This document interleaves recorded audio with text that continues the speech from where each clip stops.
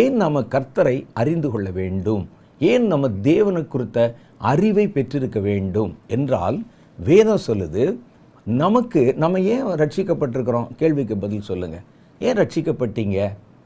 நம்ம கர்த்தர் ஏதாவது நம்ம கேட்குற ஜெபத்துக்கு பதில் கொடுப்பார் என்பதனாலயா, அல்லது சரீரத்தில் ஒரு சுகம் கிடைக்கும் என்பதனாலயா, நம்முடைய வீட்டில் இருக்கிற வறுமை சாபம் மாறும் என்பதனாலயா?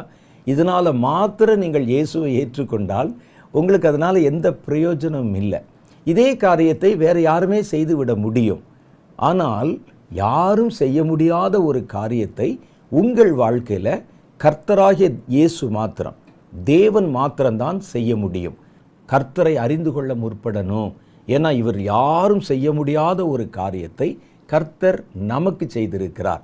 அதை அவர் ஒருத்தர் தான் செய்ய முடியும். என்ன தெரியுமா? நித்திய ஜீவன். நித்திய ஜீவனை கர்த்தர் நமக்கு வாக்கு பண்ணியிருக்கிறார்.